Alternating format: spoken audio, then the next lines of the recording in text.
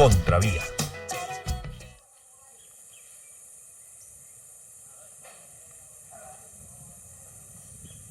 Vimos la semana pasada cómo los campesinos de San Onofre, Sucre, dicen que en la hacienda del Palmar aún hay fosas comunes que no fueron exhumadas. Eduardo Pizarro, presidente de la Comisión Nacional de Reparación y Reconciliación, exigió que la finca debería estar hoy custodiada para evitar que los restos sean removidos. 8 días después, parece que nadie la vigila. Iniciamos el programa de hoy denunciando que el país no tiene la capacidad para identificar los restos que siguen apareciendo en diferentes rincones del país. Creo que Colombia enfrenta una emergencia nacional. El número de fosas comunes que están siendo descubiertas, ya sea por acción de las autoridades o por revelación de excombatientes, de familiares o de población campesina en las zonas rurales o urbanas, y el número de cadáveres que está apareciendo está desbordando la capacidad del Estado. Yo creo que no tenemos el suficiente número de equipos de antropólogos forenses, el suficiente número de laboratorios de ADN, el suficiente personal humano, los recursos que se requieren y los lugares para conservar los cadáveres de manera responsable para su identificación. Si no existe la capacidad para identificarlos, sencillamente habrá muchas familias que se quedarán sin conocer el paradero de sus seres queridos, y mucho menos sabrán la identidad de los victimarios, y así es muy difícil hablar de paz. Las fosas siguen apareciendo.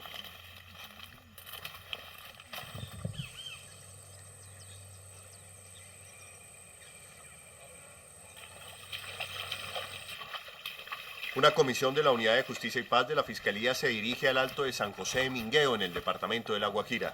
Un desmovilizado confesó que allí existía un cementerio clandestino de las autodefensas. Hoy estamos trabajando en 5 fosas. Esta es una fosa que apareció con 2 cadáveres. Al parecer, por lo que hemos extraído, uno es femenino, por lo menos. No hay elementos asociados, por lo menos prendas. Hay solamente una prenda por acá que está un poco deteriorada.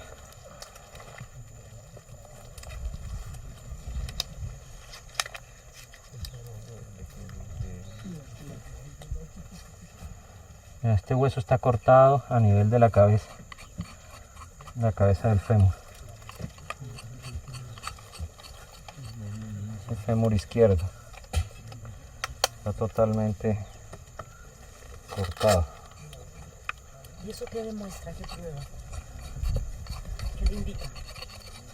Pues generalmente lo que le comentaba, que a las personas después de que las matan les cortan los miembros inferiores para reducir los espacios de inhumación, y entonces hacen huecos más pequeños y los tiran siempre encima del cuerpo o debajo del mismo.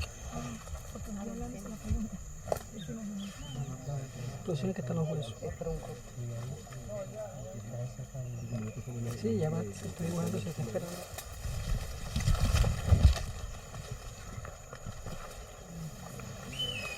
Hay una fractura, no sé si tenga orificios. El primero sí tenía un orificio en cráneo. El otro está multifragmentado, pero no sé a qué se deba. Puede ser un golpe o puede ser también una lesión por proyectil de arma de fuego.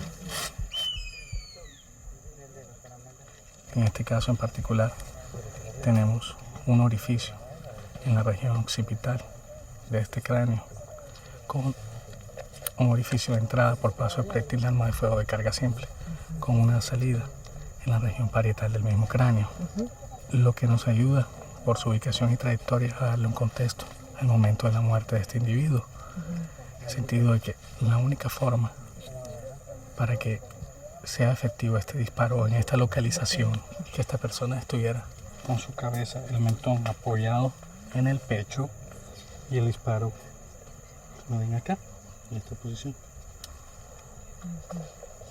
Por eso nos permite inferir que es un tipo de ejecución. Mientras estos hombres hacen su trabajo, hay todo un batallón del ejército custodiando la zona, policía en los alrededores y hombres de inteligencia. Cada exhumación implica una movilización grande de recursos y personal. Una operación como estas, de tan solo 5 días, puede tener un costo de 60 millones de pesos. Los riesgos de una emboscada persisten ya que se exhuma en medio de un conflicto que no ha terminado. 3, 4, 5 unidades dentarias. 6, 7, 8, 9, 10, 11 en total. Está fracturado. En este caso, por ejemplo, se interceptaron comunicaciones que revelaron la existencia aún de grupos de paramilitares en la zona que pretendían atentar contra la comisión. El país hoy se asombra, ha tomado conciencia de que en todos los rincones de este país en los últimos meses han aparecido fosas y fosas con cuerpos de decenas de colombianos. Pues debería asombrarse. Yo no sé si todo el país está asombrado. Debería asombrarse y sobre todo caer en la cuenta, muchos y muchas que no habían caído en la cuenta, que hemos vivido una sistemática y masiva violación de los derechos humanos de muchas personas. Que hay muchas y muchos colombianos que han sido desaparecidos, detenidos desaparecidos y posteriormente asesinados.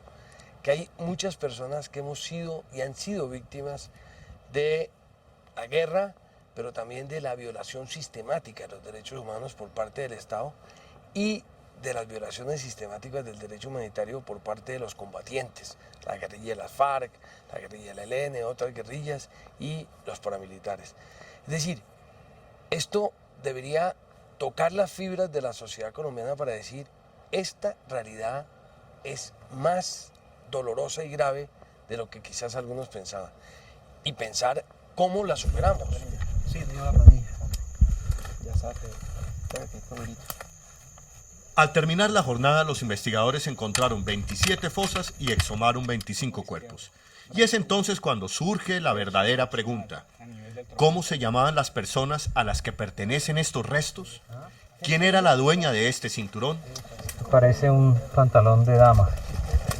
Tiene una correa en hilo con unas chaquiras de pasta. Aquí hay más de colores que están atadas al mismo cinturón. Sácalo para revisar.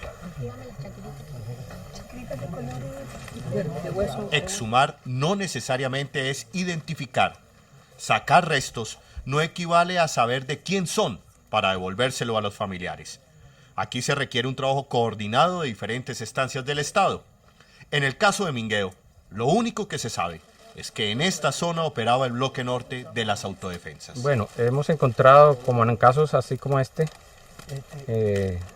prendas normales de personas civiles y hemos encontrado unas 3 o 4 fosas con individuos que tienen prendas de uso privativo de las fuerzas militares.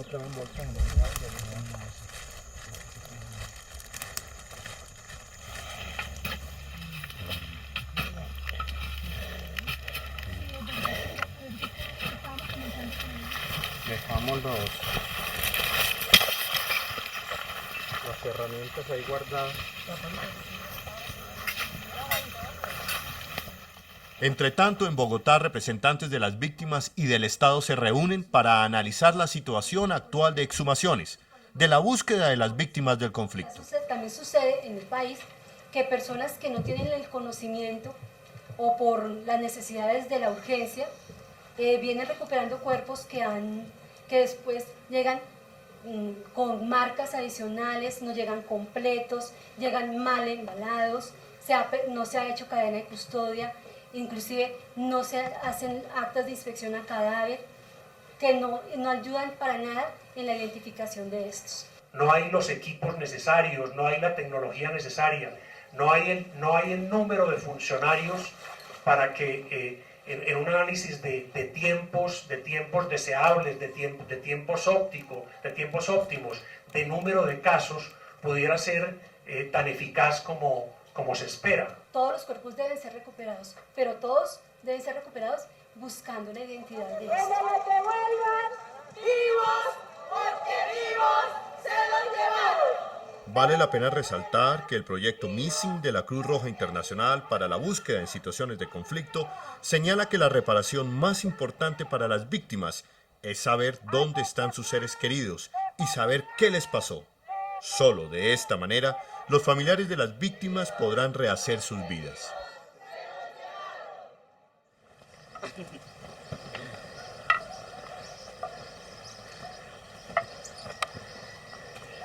La Guardia Indígena NASA se movilizó para buscar los restos de los desaparecidos de la masacre del Naya.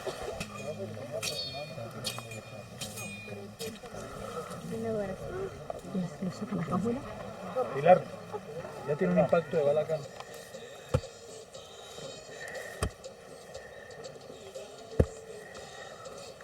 Le aplicaron motosierra. ¿Está desmembrado? Aplican el derecho de toda persona a saber el paradero de sus víctimas.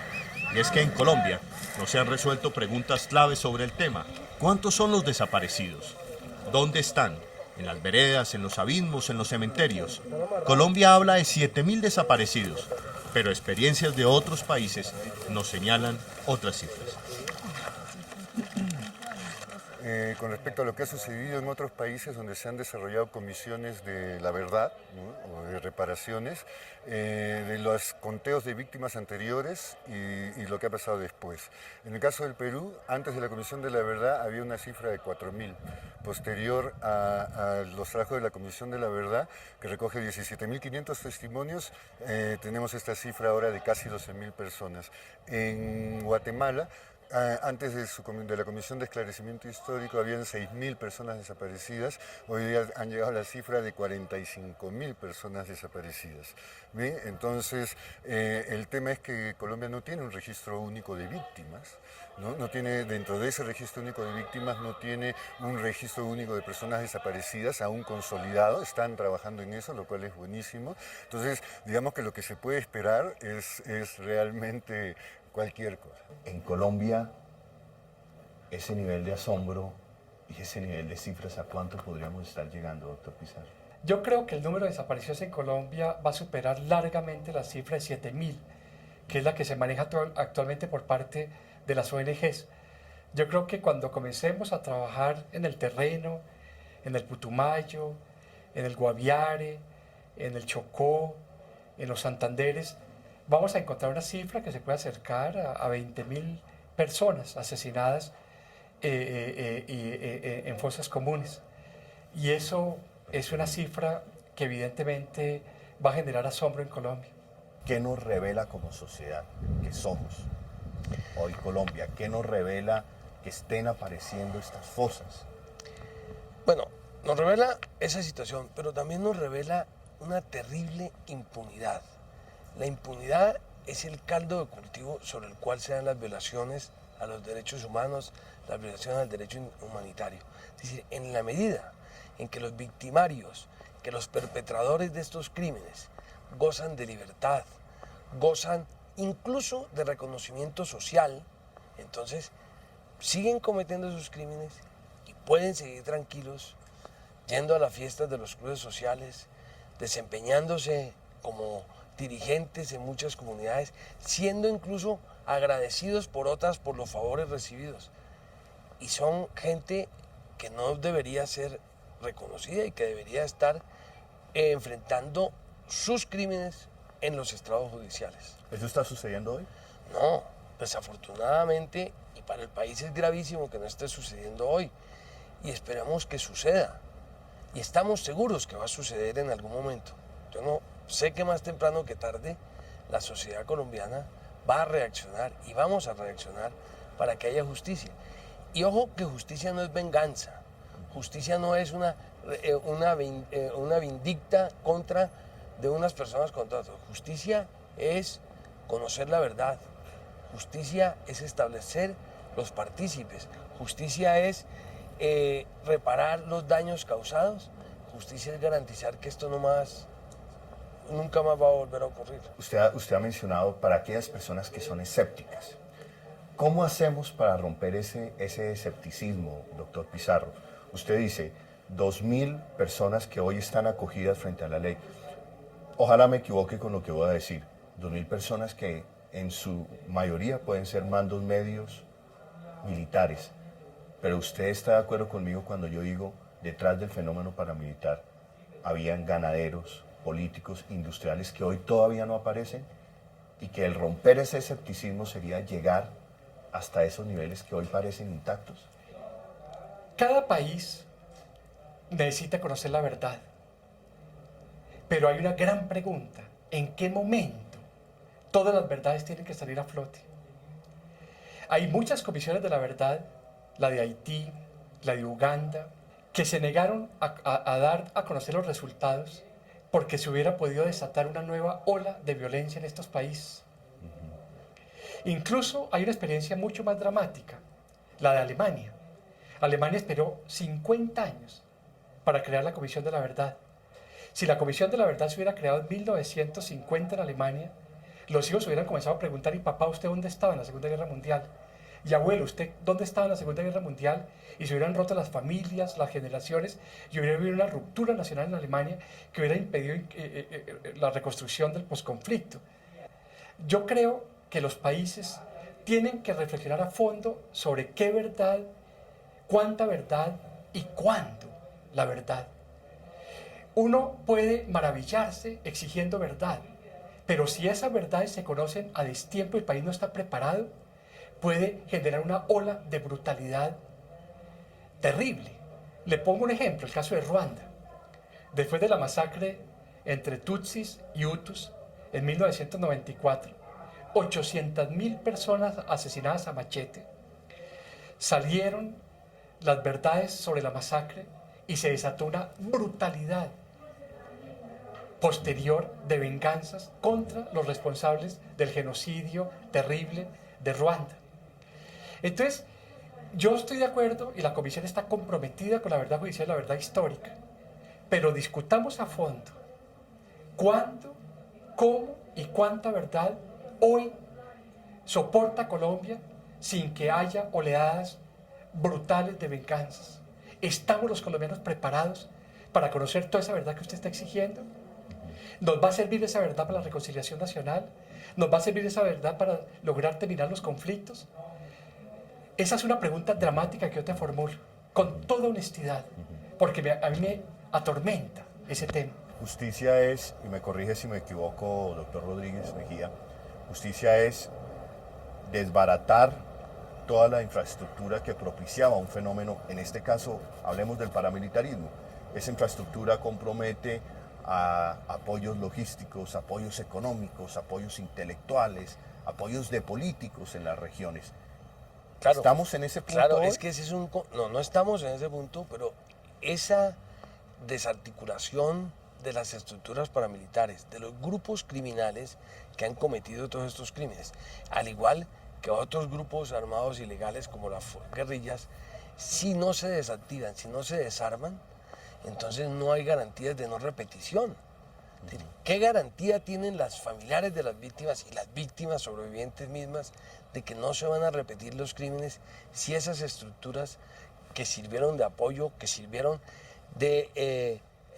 para cometer los crímenes, no se desarman y se destruyen totalmente? Si hoy el país sabe y conoce los nombres de los patrocinadores intelectuales del paramilitarismo, ¿el país podría caer en una ola de venganzas?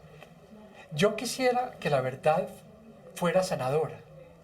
Mi pregunta es, estamos creando una comisión de reparación y reconciliación en medio del conflicto. Es la primera experiencia en el mundo. Todas las comisiones de la verdad se crearon, terminar las dictaduras militares del Cono Sur, las guerras civiles de Centroamérica, la discriminación racial en Sudáfrica, mirando hacia atrás. Nosotros estamos en medio del conflicto.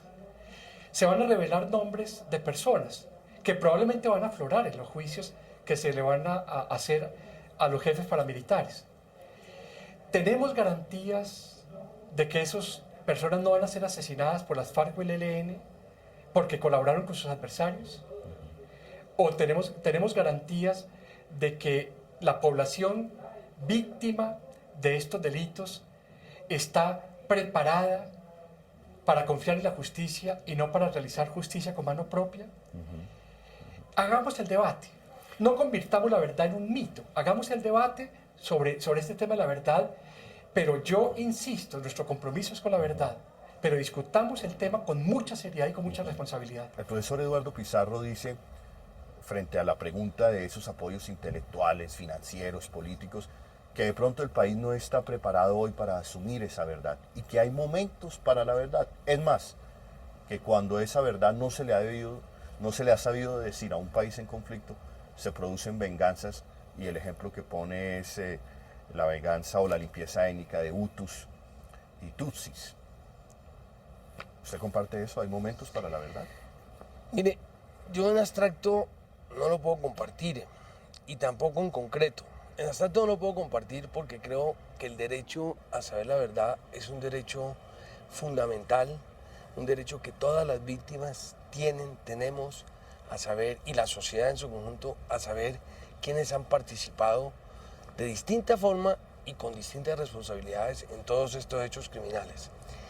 Pero en lo concreto tampoco, y en la situación colombiana concreta, porque fíjese usted que hay algo que alimenta el conflicto, que alimenta la violencia, que alimenta estos hechos atroces, y es que se sigan cometiendo.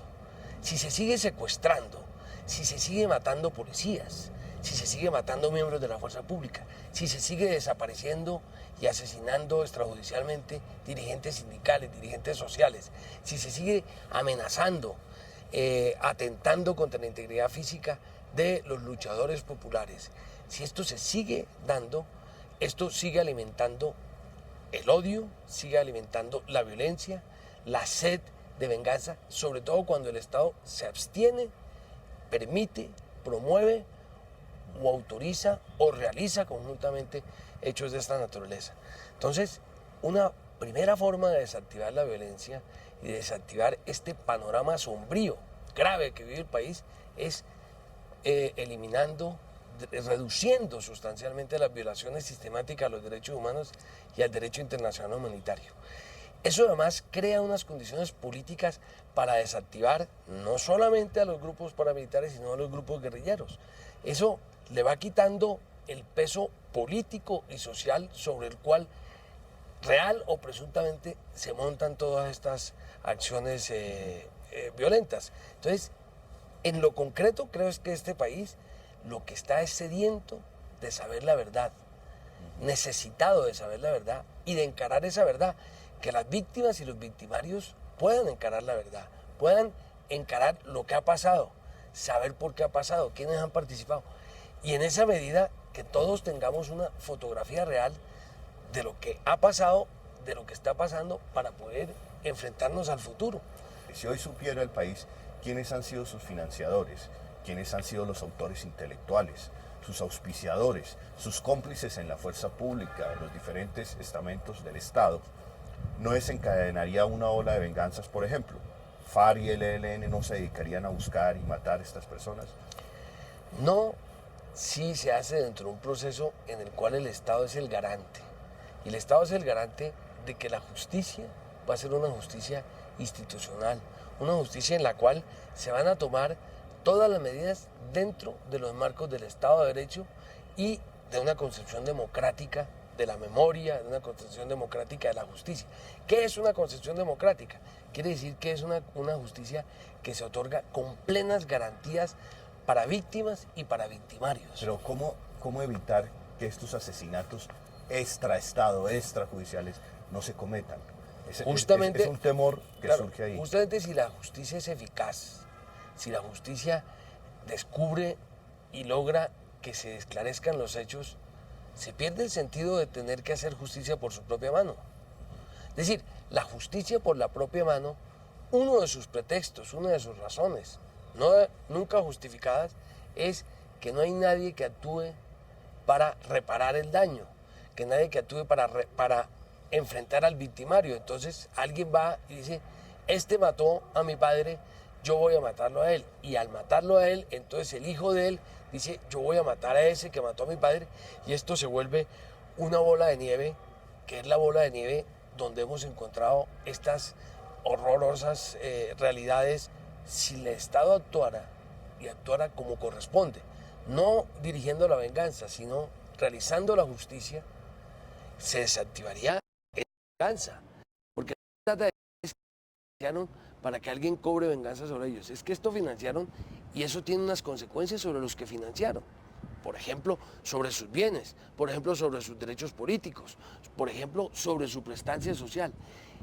Pero también la necesidad de que esos que han financiado, o los que han encubierto, o los que han tolerado, también pidan perdón. Colombia hoy necesita con urgencia una entidad que centralice las labores de exhumación y sobre todo los datos de todas las personas desaparecidas, que como se dijo pueden llegar a 20.000 o quizás más. Los familiares tienen que comenzar a denunciar a sus desaparecidos y sobre todo las estructuras que alguna vez auspiciaron estos delitos tienen que desmontarse de raíz si queremos algún día dejarles un país en paz a nuestros hijos.